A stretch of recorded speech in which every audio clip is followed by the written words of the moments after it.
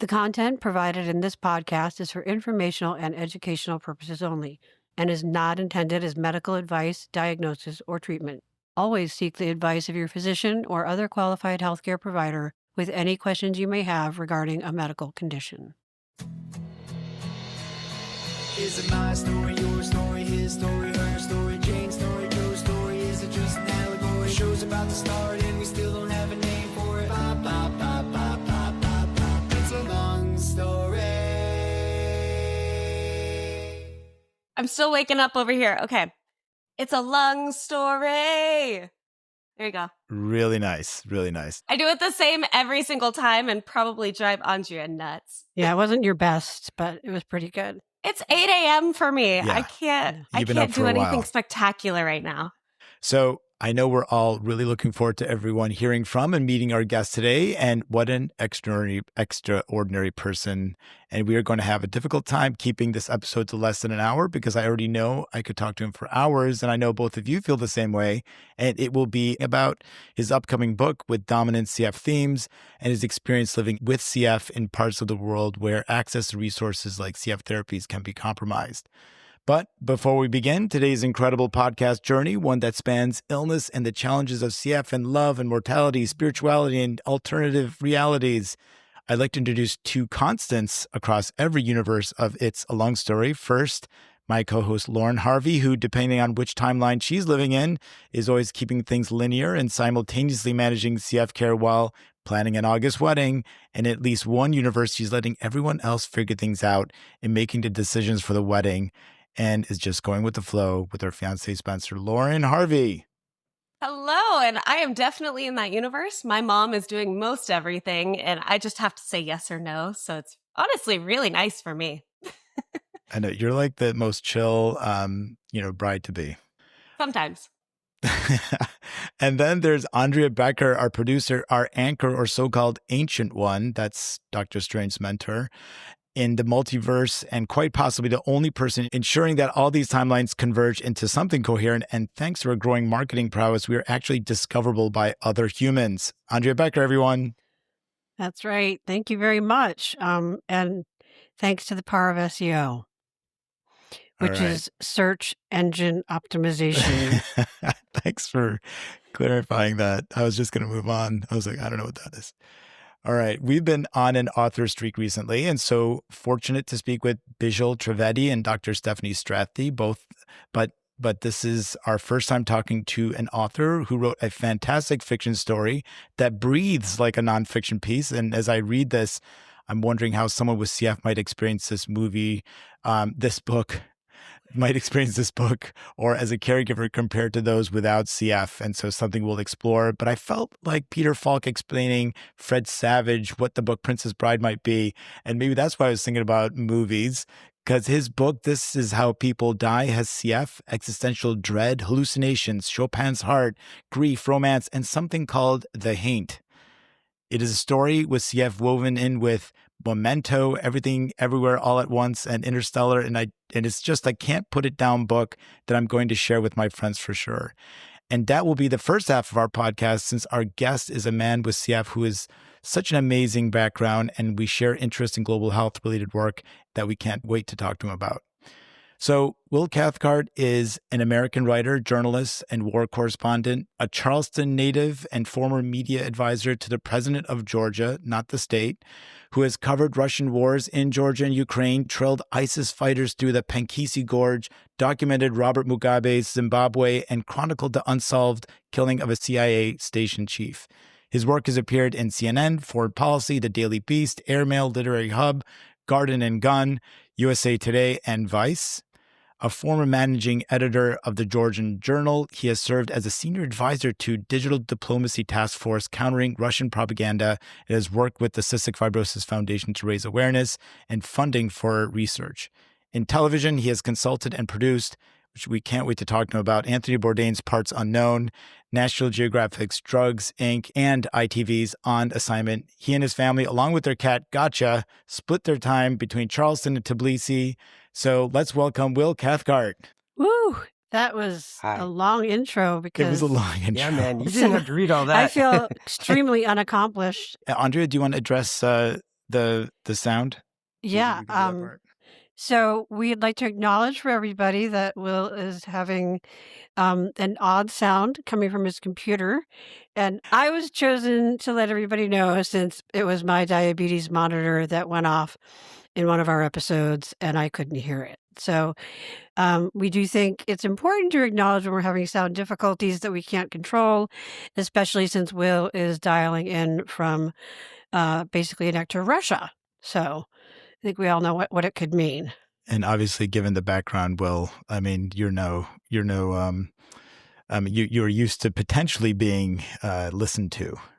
Yeah. Well, I should clarify. I'm actually stateside right now. So for the book tour, I'm in Greenville, South Carolina. I knew it. I think my computer's dying, and it's almost like it's little internal EKG, and suddenly it's going to go beep, flatline, and then it's going to die, and then I'll just get cut off. That's what I'm afraid is going on. We'll get through this quickly. And by the way, I just want to point out that Andrea said that she was right and she was wrong. So I said that you were stateside. I knew it. Wrong. Wrong. Hotel just gave it away. But welcome to being stateside and being in Greenville. So we wanted to start things off easy. And, I don't know if this is where we want to start, but I wanted you to tell us a little bit about the Haint, because that really struck me. And I think it's such an extraordinary part of the book. So the Haint is a conglomerate of death itself and the existence of death, but also its opposite. And the reason why that matters is because growing up with CF, for me, because I had a very carpe diem, let's say, existence. And things were pretty, no one ever said, you're going to die and that's it. I was surrounded by very hopeful people. And my mom, like so many of the mothers you've talked about on these podcasts, just in the early 80s, she knew something was going on and doctors told her no. They basically gaslighted her until she just kept going back saying, something is wrong. And finally they were like, oh, yep, you're right. And, it's the worst kind of being right. But it was the beginning of the fight that we all know about. And so, my whole life, she always said, everybody has something, you just know yours early on. And, that's life. We're all going to die. She never treated me like I was sick. She always, of course, encouraged me to take my medicine, and I had great doctors and like Patrick Flume, who we talked about. But still, when you get a little bit older, you start reading books, you start learning about CF, and you learn the stats and the data. And so I always just kind of knew that my life was probably going to end earlier. And slowly, it's almost like death or my looming demise became a comfort in a weird kind of unhealthy way, just knowing that, but it almost kind of turns down the volume. For me, if I'm in a war zone, man, nothing matters. Like all the little problems of the world just go away. And it's just kind of the big things and, taking, trying to take notes and record what's going on. And people get addicted to that, like soldiers do. And, but I think growing up with CF in that way, and so that was the Haint. And then in the book, the CF modulators come into the character's life, and suddenly that's gone. And you got a life in front of you, and you got to worry about taxes and long-term insurance and retirement and having a job and all that stuff. And so the Haint comes back and kind of manifests itself. And the Haint's upset too, because they sort of have an agreement. The Haint and the boy had agreed, this is going to end at a certain time. And then that's not happening. So the Haint is getting real angry. And so he ultimately has to face the Haint, which is kind of like a giant snail. Okay. Snails are attracted to beer, and salt melts them. And so salt is a theme of the book, and it's a theme of life with CF, as sodium chloride. So I love it. I mean, I read it's also part of Central and Western, African folklore. And I don't know if South Carolina is a home to that folklore, but I really love the way you're making the connection with the Salem, the salt. And it's really this kind of, your book is filled with these connections and just really, literally incredible. I know if you want to mention or talk more about that. Oh yeah, I mean, I grew up on the I grew up in Charleston, but basically just in the South, with its rich and complicated and very dark history. That's the whole story of Charleston is just it's horrible. When you bring in slavery and just all the things that happened, it also makes for an interesting place to start a story. And so I grew up hearing Gullah folklore and all that stuff. And so for me, that was what it was. The best explanation I had for that's kind of part of my complicated background and my family's complicated background. And yeah. But it's a beautiful way of bringing in that culture that is there, and as complicated as that past can be, but like to bringing it in and recognizing the book. And it's the Haint was very interested in Scooter, and in a way that was almost different than Haint's relationship with others, was that Haint, was unique with this therapy. I mean, Will, do you identify with the main character, the main protagonist of your story? Of course, like I did a talk the other night in Charleston, and there were with 200 people. It was so intimidating. And my mom was there, and like my friend's parents. And, this book, like there's, it's talking about autoerotic asphyxiation, Bob Flanagan, self-mutilation. I mean, these little old ladies never read anything like this. And I was like, oh God, what's going to happen? Am I going to have to like talk about these things? And it turned out okay. So I kept having to say, Mom, this is fiction. This is fiction. And I repeat that constantly. But anything that's going to come out of an author's head, hopefully they've lived it. And if they haven't, it's probably not going to be great. Like, you need to write what you know. And so to say that I don't identify with Scooter would be one outright lie. So I do. It's just, that's not me. That's could be a version of me or a part of me, but all the characters kind of are. And, that's just it's like how it works. And that's kind of the difference between fiction and nonfiction or journalism. But even with journalism, if you want to write a story about somebody well, you've got to try to, be in their shoes and empathize with them. And, you've got to kind of see them through your own mind. And I think that's the only way to do it effectively. But I definitely identify with Scoot.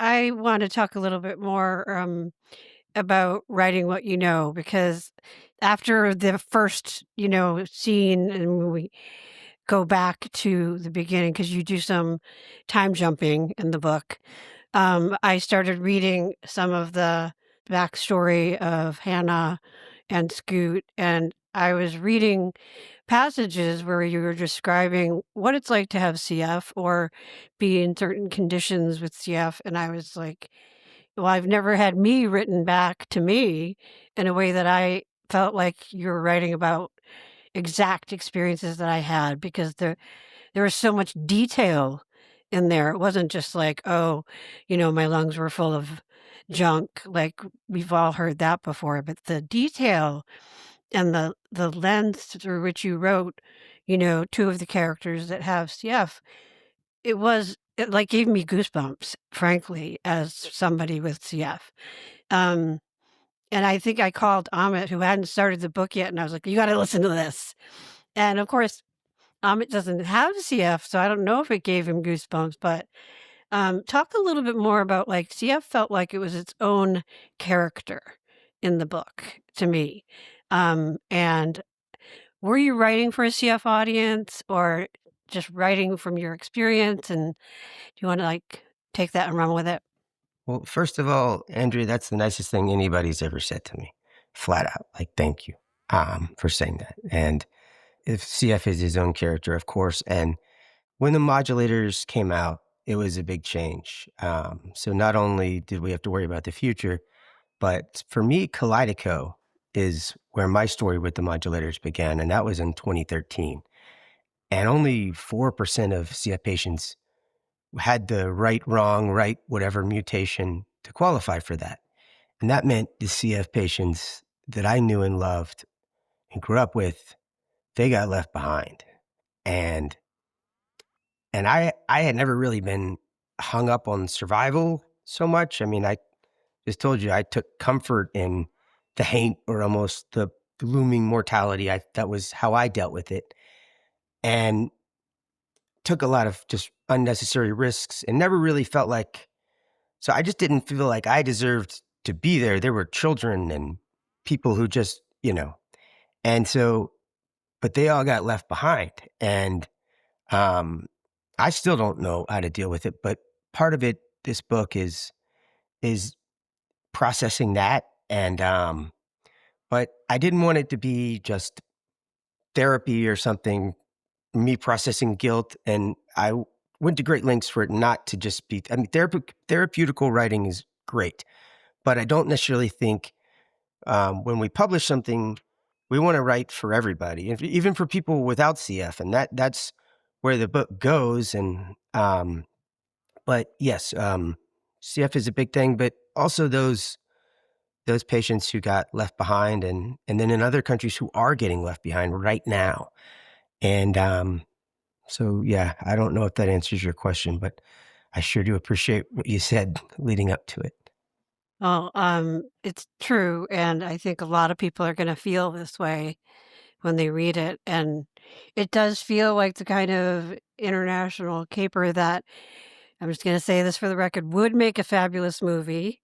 Whether or not the characters had CF is important, but not important for somebody to have it to read it, for sure. And I have to say that reading it, I mean, because I'm so connected to the CF community, I felt like how I imagined how people with CF will feel reading this. And I think some of my poor use of words, saying it's a movie instead before I said it was a book, does, maybe it's because like I'm not reading enough books. But this is really just such an intriguing book with so many nooks and crannies that, would lend itself to, Christopher Nolan taking this project on. Lauren, what did you think? Well, I second what Andrea said. She said it a lot more gracefully than I would have. But I did have a question. You kind of have brought up a little bit of survivor's guilt. Is that more your personal experience? Is that from outside sources? Like, where did you get all of your sources for the book? Is it all your personal experiences kind of woven in? Or is it others, or a good mix? Good mix. And then there's also survivor's guilt from Ukraine when the war broke out there. I just witnessed, it was just tragic, going from Mariupol to get out of the country, and other places I've been. Anytime somebody advocates for a war, it just makes me, it's like a punch in the stomach when you hear politicians do it. I don't understand it. So there's survivor's guilt there. There's survivor's guilt from CF, of course. And survivor's guilt is, in many ways, I think it's kind of the human condition when we really think about it. We all have it, if we're lucky. So there were a lot of patients that I grew up with, and then my experience, and then people I met along the way. And then there was this one story from the 90s about a kind of Scoot and Hannah who did meet in a hospital and refused to be separated, even though I think one of them had aplasia. I think it happened in Texas, but they got married in the hospital, and the girl passed away, and shortly after, the guy passed away too. And I remember thinking, that I bet like being together, the article was indicating that them being together shortened their lives, but it sure sounded worth it. At the time, there weren't a lot of breakthroughs available for them. I can't say that they wouldn't have lived, but I don't think they thought they would have. And I think that them getting together was worth it. Now, I don't want to advocate for anybody in the hospital trying to start a romance with another CF patient, because we know how dangerous it is. But that story in the 90s just resonated with me. And it was a very, very different situation, but just, it's the myths in our culture, the Romeo and Juliets and all those things, they repeat, just like history Yeah. repeats. And so for me, that was kind of one of them. I think that first of all, I mean, I love that you see that in that story, and I know that there's this like a movie based on a book, 5 Feet Apart. It was 6 feet apart. I don't know if that referenced that one, but there was a similar, the emotions. That movie got the emotions right about what that feels like, and I do think, yeah, that's like Romeo and Juliet. I love that comparison. And just going back to Lauren's question about, like, where do you find inspiration? I mean, I was recently, and I think it was a CBS Sunday Morning, but had was listening to Cherie Rose, and through Cherie Rose's interview, I had never known about Bob Flanagan, and then was, just reading about Bob Flanagan, your book. I can't believe this person escaped me, because such a larger than life performance artist, and he seems to have impacted you. How did you get introduced to him early on? And, how did that impact the way you viewed the Haint and other things? He's lived in my head rent free, as they say, for a long time. And a lot of the theme of this book is about ghosts, but not the paranormal kind, the kind that live within you when someone dies, or is close to you, or someone you never met. So, I think ghosts are real and people haunt us, just not the silly way. And so Bob Flanagan is kind of always there in me, if that makes sense. But I was first introduced to him.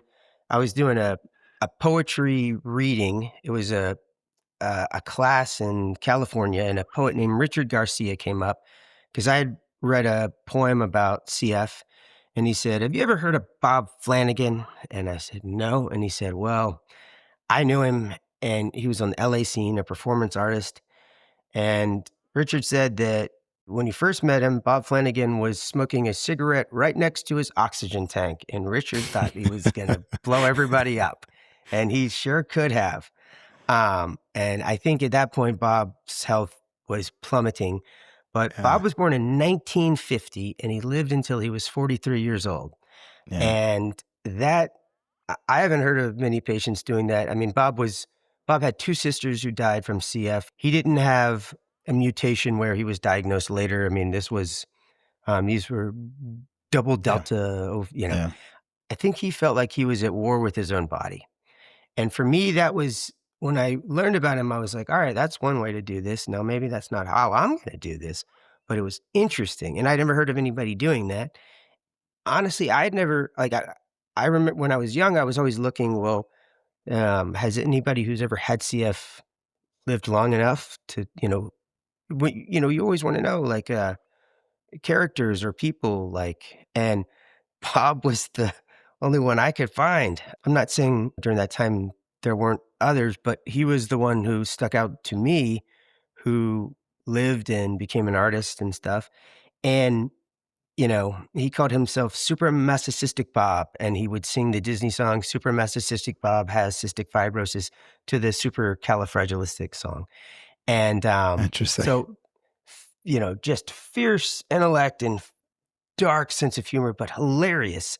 He was a counselor at the CF camp back when they had CF camps, and they would send us all to camps to hang out. And it wasn't the healthiest thing, but it sure sounds like a lot of fun. And I'm lucky I didn't go to those, because I probably would have gotten sick, but man, I sure wish I could have.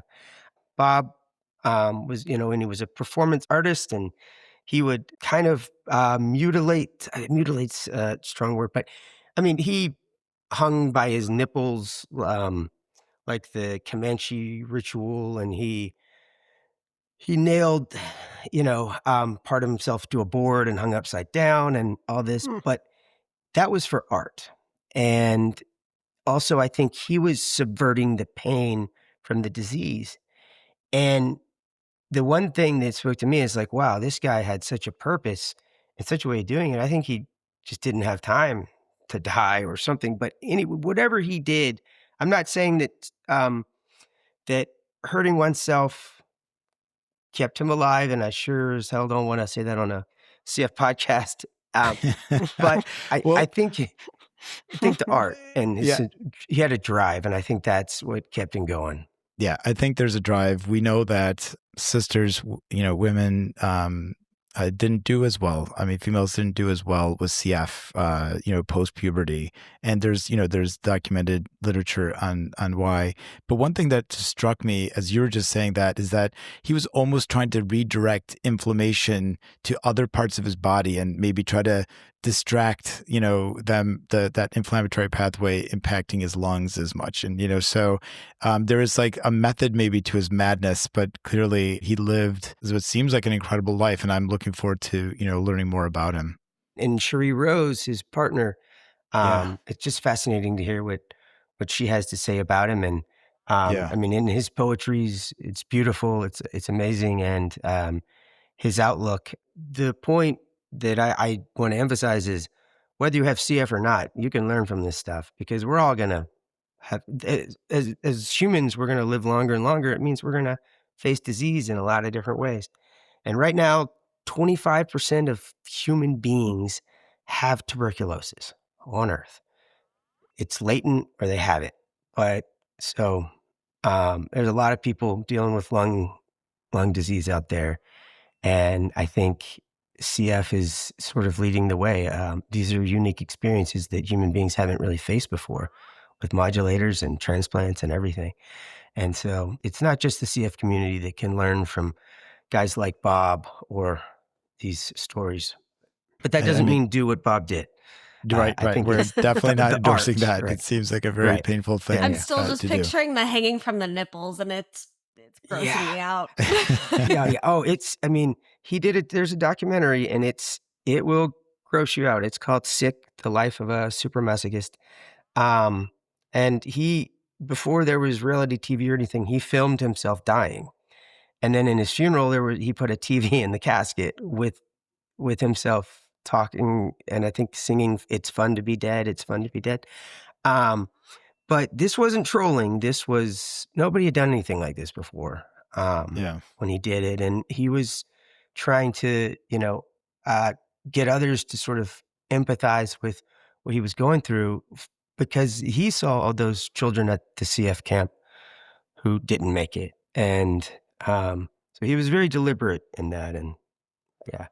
I've also got to ask, sorry, I'm going to jump in because I've never heard of CF camps. I don't know if that's just because I'm younger or just not experienced, but is it like a summer camp for CF patients? Yep. Yeah. Like, is it like outdoors, nature, that type of summer camp? Or is it like, I just want to know more about that.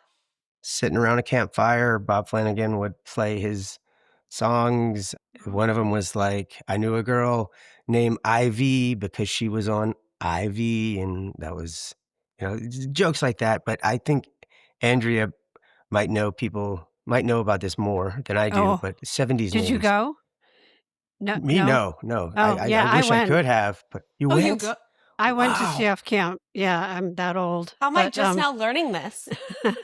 well, It I was a only big went thing. one summer, but it was an attempt to get to normalize things for people with CF who couldn't go to camp, regular camp. They had no idea about cross contamination, so you got put in a cabin like normal camp, but they had PTs who could do chest PT, because there were no vests back then, and there were medical staff on hand, and I think they probably like slowed down the water exercises and all that stuff, and we went and we sang songs and we ate 3 meals together, and I think may have not have been for a whole week, but I had a good friend there that, I would see in clinic all the time after that. We met, she passed away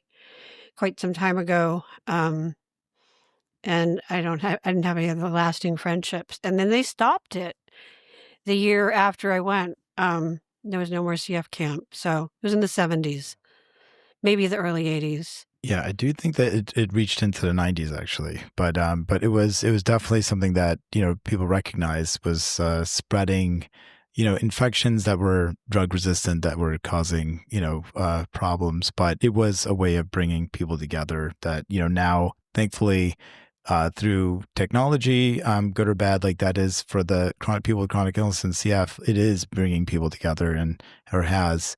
So, but that was definitely an era that I've known about. Obviously, I wasn't working or quite aware of it when I started.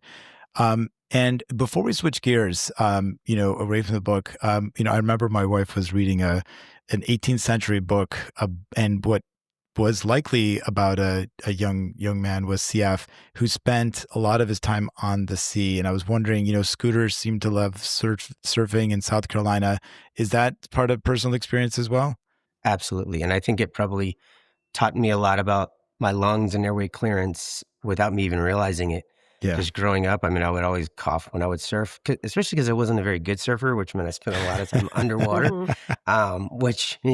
But the story about the kids in Australia who had no symptoms and the doctors couldn't figure it out, and then they found out they all surfed every day, and that's where we got hypertonic saline and all that. So yeah, definitely, I'm always just drawn to the ocean or sea or whatever, even just the water in general. And I just remember summers when I was surfing and out in the sun and running around, I just was always healthier. And so, I think it says a lot. There's also something interesting. A lot of the sanatoriums from back in the day, we don't know if people had CF or tuberculosis. A lot of them were by the sea. And I think, even the ocean air, just breathing it, I think kind of loosens things up. And so in the book, that was interesting to me, and that's where Chopin comes in and all that. But the sanatorium culture and Magic Mountain with Thomas Mann and all that stuff. And then the other big, well, not CF camp, but tuberculosis camp is prison in a lot of places. And that's where it just breaks my heart, because those in Georgia, where I'm from, and there's in Russia, they're just incubating the worst kinds of tuberculosis and spreading it, and nobody's trying to stop it. It's like, but anyway. But you're absolutely right. I mean, that was a good way to put it. And it sort of mirrors why CF camps were discontinued here, but we are continuing that type of behavior in other parts of the world in that way. And even in our own prisons here. And I was going to just also say, Andrea, can you hold up the book just as before we segue? Because you brought up Chopin as well, and I want us to... And for people who can't see it, bring it up closer. Want to take them through what we're showing the camera? Yeah. So there's a skull there. There's lots of pills spilling out over the side of the forehead, and then there's flowers and opium poppies, and that's Chopin and George Sand, who was his lover forever, and she went by the name George Sand so she could get published. And she's I could spend the whole podcast talking about her. She's an amazing figure. Yeah. Nice. The plot is the CFers are trying to steal Chopin's heart from a church. But anyway, I won't go into that. And it's such a cool story. It's such a cool story. And so we ask that you get this book and you're going to enjoy it. It's really amazing. I was just so astounded, just your writing skill and, how you bring in, even though they're jumping in time and it's nonlinear, you're able to follow it. And it is, it's just extraordinary. And I learned a lot. I learned so much reading that book. And I also want to say it's a badass title for a book about CF. I really felt like this is how people die. But your first reference to it, I was surprised, which I won't tell people what it is, but it's not what you think. The cover is beautiful, very reminiscent of Day of the Dead. And so I just felt like you made some really cool, badass, offbeat choices from the cover to the title to the book. It just is excellent, and people should go buy it at eveningpostbooks.com or wherever you get your books. But if you want to support local, support publisher that Will chose, it's eveningpostbooks.com. And I got to say, I can't take credit for all those choices.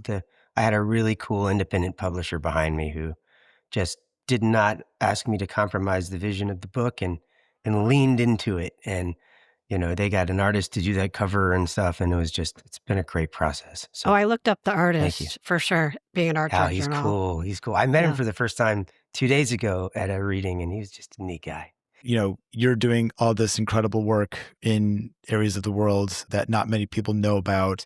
And, I've been interested in global health, starting with, I did work in Peru and Turkey and Turkey, Jordan, and now Kenya.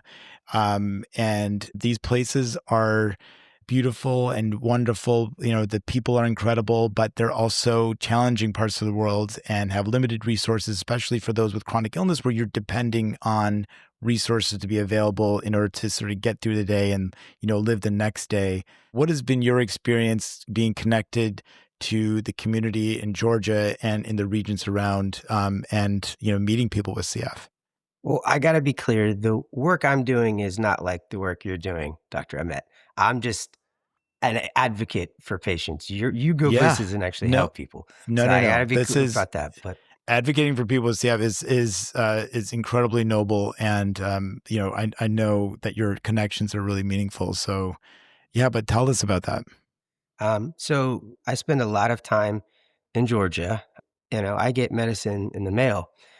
The patients around me don't, and that breaks my heart and makes me want to run around and just give out the medicine to all the CF patients there. And Dr. Flume's like, well, I don't think that's a good idea, because if you give somebody a modulator for 6 months, that's 6 months. It's great. But then when you take it away, it's worse. Because I've had it taken away by insurance companies, and my health it goes down below what it was before. Yeah, that's true.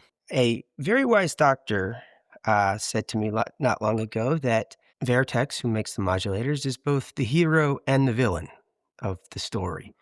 And I can give a shout out to that doctor, but I don't want to put him on the spot. But anyway, I do think Vertex right now has the opportunity to open things up and help a lot of people. And I was at a CF conference, the first one in Georgia, and we had Vertex and a rep come. And to be fair, the Georgian government, they're kind of going down a spiral of conspiracy theories, and they're trying to say that modulators hurt patients' livers, which is not true. Oh, wow. But they have sense, because the patients' organization there that I've been working with, we're advocating to the government, and the government says, all right. And so they're talking to Vertex, but it's been 2 months.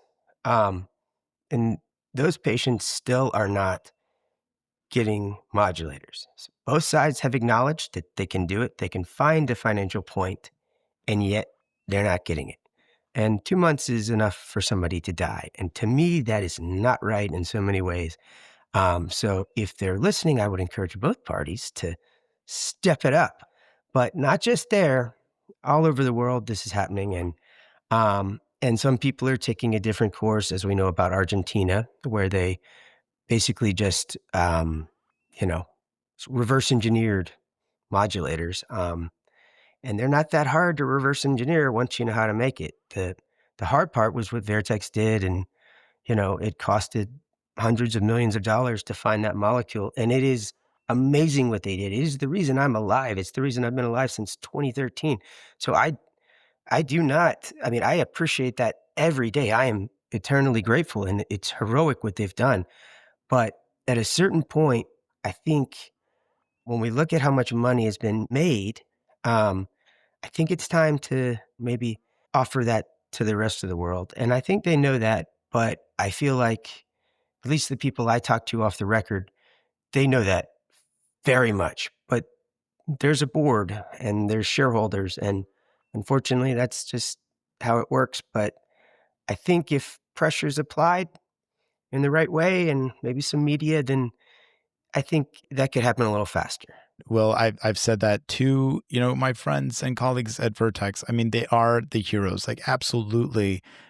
These discoveries are incredible. And they were also done, we got to speak with Kate O'Donnell a couple podcasts ago, and she acknowledged the same thing. Her family and other families are responsible for raising the money for that capital to then, research these. And so these families don't want to see other families from around the world not have access when, this came from the backs and the shoulders of the community to raise that money with their walking, with their drives, and, all the things that they did to make sure that we funded those incredible scientists. I mean, these scientists are amazing. I mean, they should win a Nobel Prize. Like this therapy is, groundbreaking. It falsely tells some people that, CF we don't have to worry about it anymore because we've found, some people will call it a cure. It's definitely not a cure, but we are not there at all. In fact, Will, we already talked about the fact that, we're seeing these aging, growing older, and that's the reason why this podcast even exists. We want to make sure that we're preparing that next generation, and we're like prepared to take care of those folks as they're dealing with other complications that they may not have dealt with because they're able to survive. But they're also the villains now because, the board isn't able to, work in a way that gives access. And I mentioned this in another podcast, is just that hearing this one father who's, the voice just echoes and he cried while saying this, is that, not having access to a therapy that doesn't exist and you're watching your son do poorly and even die is horrible and is gut-wrenching, but you can live with it. But what you can't live with is when there is a therapy available and you just can't afford it. And he said that one breaks your heart. Amen. Amen. And one more thing too, what Kate did in her family is extraordinary, but I suspect all of us have probably raised money for CF over the years, and that patients especially that compounds. And then we've also done studies. I've done a bunch of studies, and most CF patients I know have done studies. And most CF patients who I know who got left behind, they did studies. They spent their time, the precious time that they had doing studies. And guess how we got that medicine? Without those studies, without those CF patients doing that, there would be no drug, there would be no modulators. And so that is kind of the ultimate irony that, we were doing those things and it's great and it's saving lives. And it's also being sold back to us at almost $500,000 per year. And then it's not being given to patients all over the world because they're born and, they're victims of geography. And that's purely for profit. The decision to not, bring it to a country that might have a potential market. And I think it's time to just up the pressure. I think CF patients could also, we can speak up, like, especially, because again, the studies we've done and the people we've lost, they did those studies and they provided the information that made all this available. Like Kate, or you said in 1950, that's when the first lists of patients, right? When they first put together the patient the registry, yes. Yeah. That's kind of when the story begins. And those are patients, Yeah. So I love the scientists did so much, but that's something I always try to want to remind. And our friends work there. My nanny works at Vertex, our old nanny. It's a community. They're wonderful people. They're always advocating in other ways, but in this way, they're failing. So I appreciate you bringing that up. It's great. Because you were at a CF conference, and I'm sure that was front and center, modulator access. And so, of course, you have to bring it up. And I'm glad that you did. But also, one thing that I reflect on is that whenever we meet with patients and families in these other countries and they speak, I feel like we're in Buffalo, New York, we're in Boston, we're in Oklahoma. Like, they have the same, these people have the same wishes and, hopes for the future of their kids and their family members. And, it's always amazes me sometimes that we're like, we don't know them and they're different, but they're no different. We're all the same. Yeah. And there is one difference I noticed, like at the CF conference, when these doctors are there and stuff, they're not angry. They're not bitter. They're not protesting against Vertex. They're just they're hopeful. It's the it's the other sort of parents I know who have gotten involved in, for instance, the CF Buyers Club, whose children or who have access to the drugs, like me. I'm angry about it because I'm in a position now to advocate. But those patients, they're not, to them, Vertex isn't the bad guy.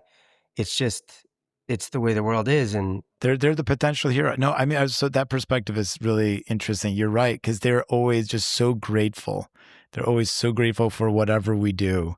But you're right, and the people who are angry are those who actually have the children who have, gotten access. I mean, I think that's a great point.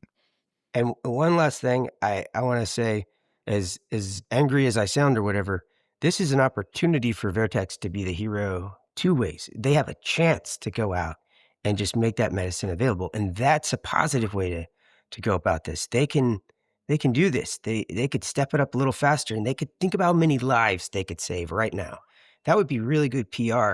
Yeah, I mean, if they're listening. 2 months is a long time, but unfortunately, it's been years and years for so many. And on their website, they will talk about the different places where access is, potentially available, but it's the reality on the ground is not always what it seems. And I'm sorry to say that because it's but it is the truth. But I was going to say is that your work on Anthony Bourdain's Parts Unknown. I mean, that was just I couldn't stop watching it. That got my blood moving for wanting to visit, especially I still haven't been, but Vietnam, I need to go there because that was such the street food that I was enjoying. Where did you travel with Anthony Bourdain, and what was your involvement, and how was that experience? So he came to Georgia. Yeah. But what was cool is somebody had sent out my name because I've worked as a fixer. I'd done stuff for National Geographic before that in Georgia and in the region. And his producer called me, and he called me maybe 6 months in advance of that one show. And he called me every maybe 3 weeks, at least once a month. And we would talk for more than an hour every single time. He wanted to know the political situation, every single thing, the economics, that he wanted to understand it all. And then Anthony would go in, and he might get a shorter version of that, but he would go into a place knowing what he needed to know. And I was just blown away by how much research they were putting into every single place they went to understand the geopolitics, just to talk about food. And with the beauty of that show is that everybody eats, everybody can relate to it. And I think that's why he relates to everybody, did relate to everybody. But so, yeah, he came in and was just the same person you're seeing on the show. He was in person. At the end of it, we had a dinner with him, and he was always hungover. He liked to drink his alcohol, but he was doing also Brazilian jiu-jitsu. Basically, he would wake up every morning hungover these shows, and he would go to a dojo, and everybody around the world, they would be like, oh, we get to spar with Anthony Bourdain. And they would beat the living shit out of him because they wanted to show him how good they were.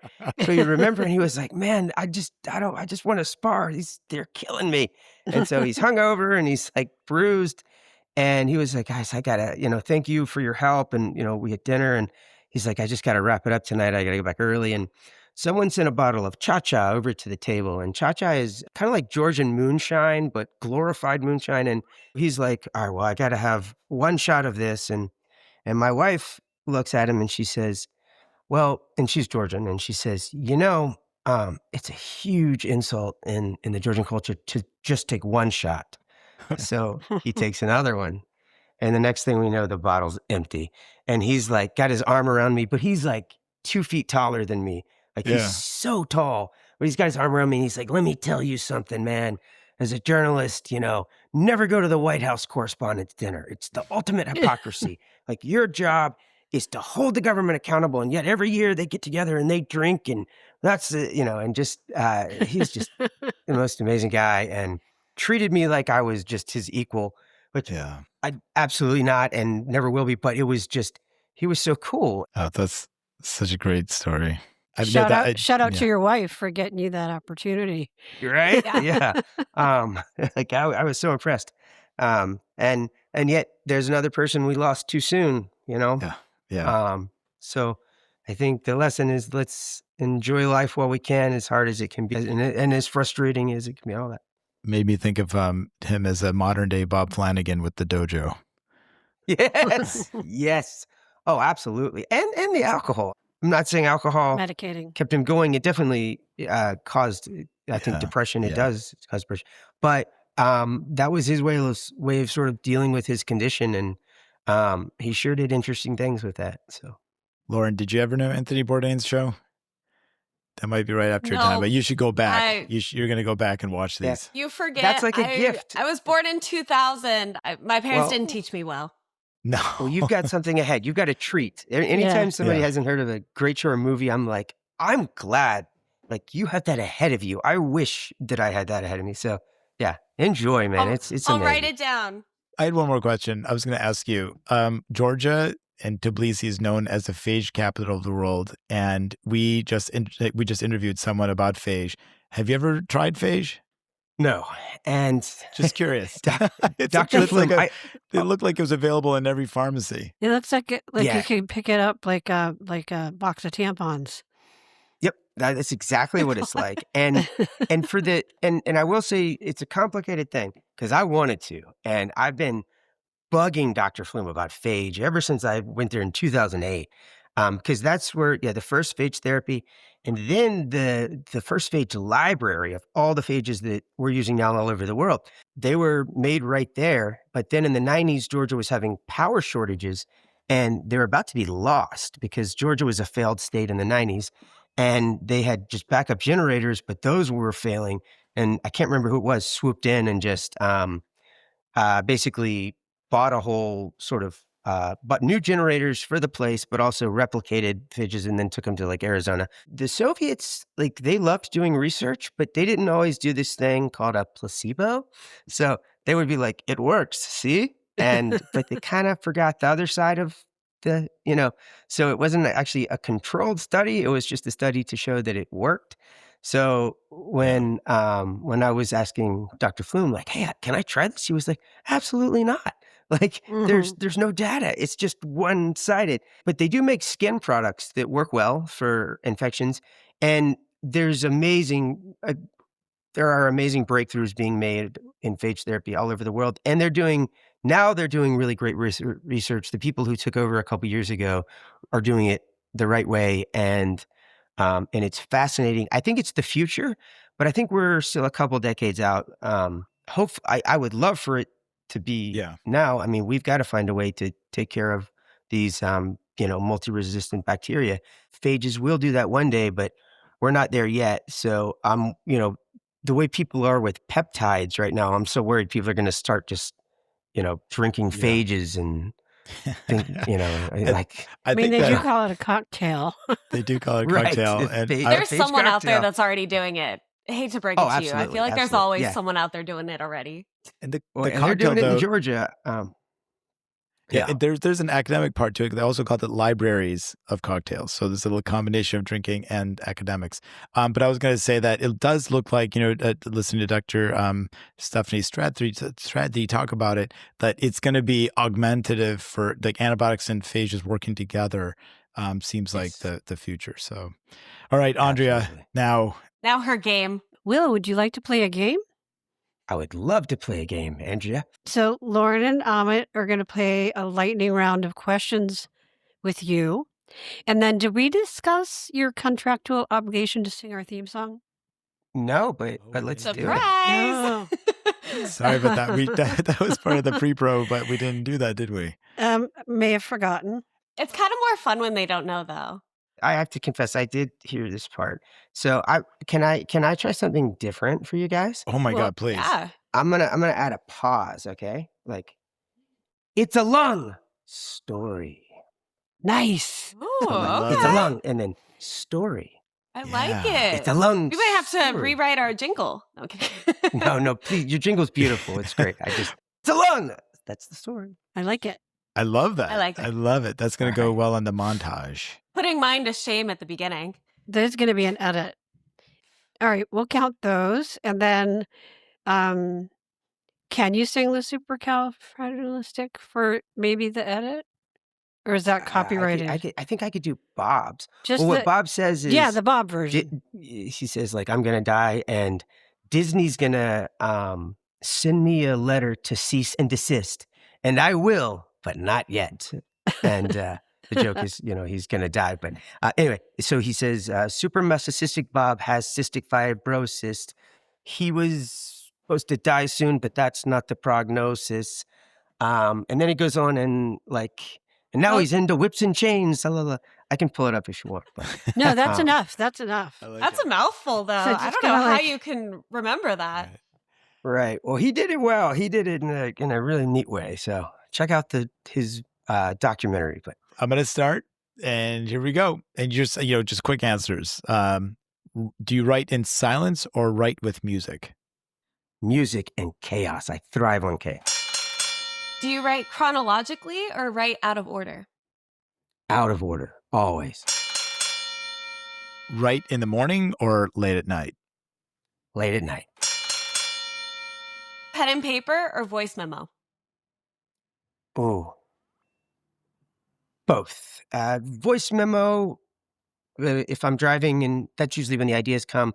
But pen and paper is really important for an author. It's cathartic and it's just good. So change up the mediums, I would say. It's always good. We'll allow it. Looking at... Am I winning? How many points do I have? We'll get to it. We'll know till the end. Okay. What's your last book?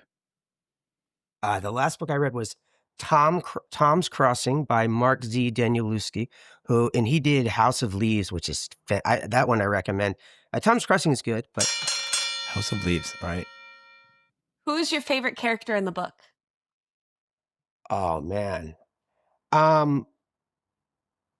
Elvis.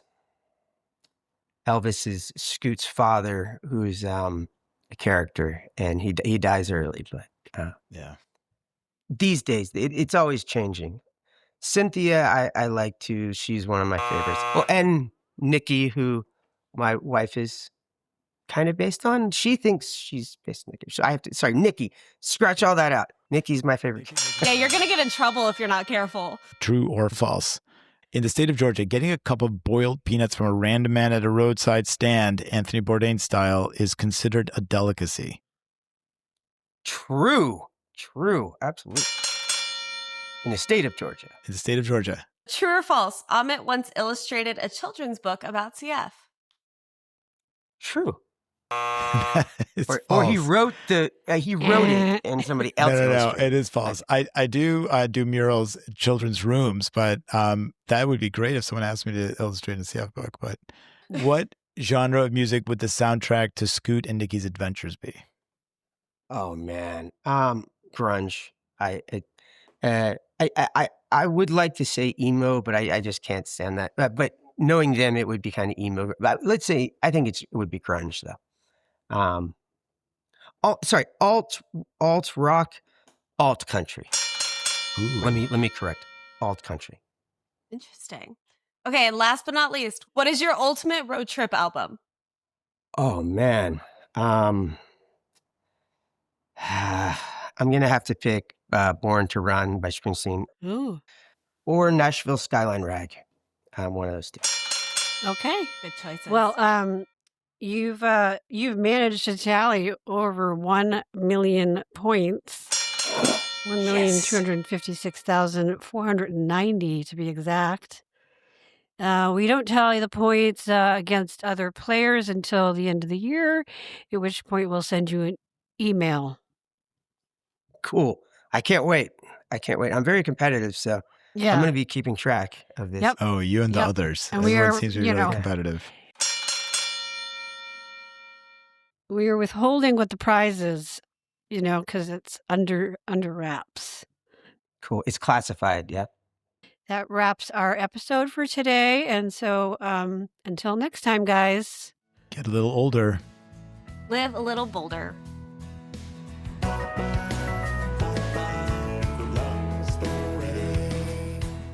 We are working hard to provide meaningful information to a deserving CF community, information you won't find anywhere else. If you'd like to help us grow, we'd greatly appreciate it if you would follow us on Apple Podcasts, Spotify, or wherever you get your podcasts. so you never miss an episode. Want to go all in? Leave us a rating and a review. It helps people find us and makes a big difference. If you found this episode helpful, please share it with a friend, family member, caregiver, or provider who might also want to hear it. This helps you, it helps them, and it helps us spread the word to those who need to hear it most. It's a Lung Story is produced by me, Andrea Gavin Becker, and is hosted by Dr. Ahmet Uluer and Lauren Harvey. Additional editing and production support is provided by the team at Resonate Recordings. Until next time, Get a little older. Live a little bolder. It's a long story.